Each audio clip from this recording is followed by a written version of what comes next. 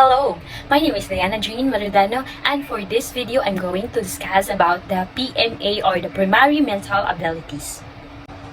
So Louis Leon Thorstone proposed his multiple factor theory of intelligence in 1938. So before his theory was introduced, then the notion of the G factor or the general intelligence, which has been proposed by the British psychologist Charles Peirce, was more prevalent. So Thorstone bring the concept of multiple factors associated with human intelligence instead of a single factors. So, general intelligence, he states that every individual possesses with different levels of 7 primary mental abilities, so which is the word fluency, verbal factors, numerical factors, inductive reasoning, memory, spatial visualization, and perceptual speed. So, in the next slide, we'll discuss the Thorstone's theory on the 7 primary mental ability and the 2 mental ability added.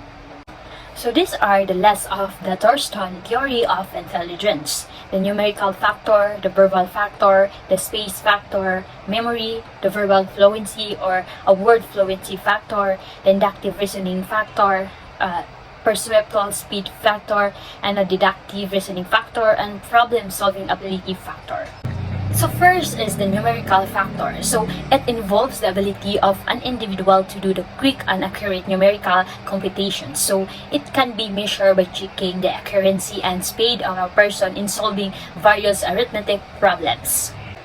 So next is the verbal factor. So it refers to ability of a person to understand and use various words, sentence, language, or other verbal content pieces. So this ability can be assessed through a vocabulary test, rumble words, or the verbal or reading comprehension test.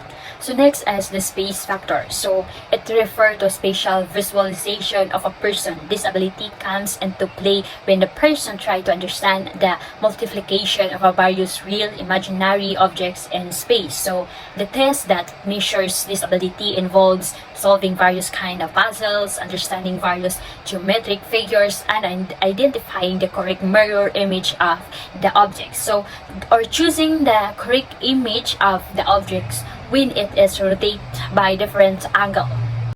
So next is we have the memory. So it refers to ability of a person to quick memorize the various concepts or phenomena and retaining them for a long period of time. So various memory tests like asking the participants to learn nonsense syllables and their ability to remember them or could be a measure of their memory factor. So the ability to recall and learn the concept by the student during the exam or largely dependent on these primary mental factors. So next is the verbal fluency or the word fluency factors. So when a person is asked to rapidly speak several isolated words or sentences, the verbal fluency come into play. So a person with high verbal fluency may excel in this task. So while a person with low verbal fluency may have difficulty in this task. So these factors is responsible for the communication skills of a person. So the test is to measure these factors may involve asking participants to rapidly think of a words that begins or ends with the specific letters.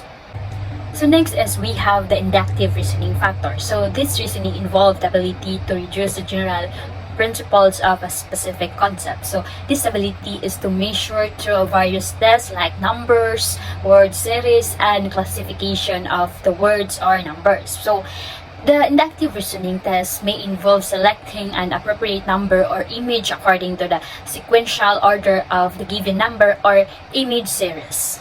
So next is we have the perceptual speed factors. So it involves the ability of a person to rapidly recognize and compare the specific images, numbers, or letters and to accurately proofread various types of this contents. So this test like pictures recognition, rapidly cruising specific letters from a series of numbers, and finding particular words in paragraphs are used to measure the perceptual speed factor of a person. So on further research of multiple factor theory of intelligence, Thorstone added 2 more factors of his 7 primary mental abilities, and these are in the next slide. So it is the deductive reasoning factor. So it involves the ability to accurately understand the specific phenomenon or a concept from the general principles. So the various aptitude tests are available to test the deductive reasoning of the person that includes a various set of statements. So the person has to choose the best possible logical resolutions according to the given statement. And the last one is we have the problem solving ability factors. So it refers to ability of a person to solve a various general or aptitude problems. This factor can be assessed by analyzing the individual responses to various hypothetical problems and their ability to reach the conclusions.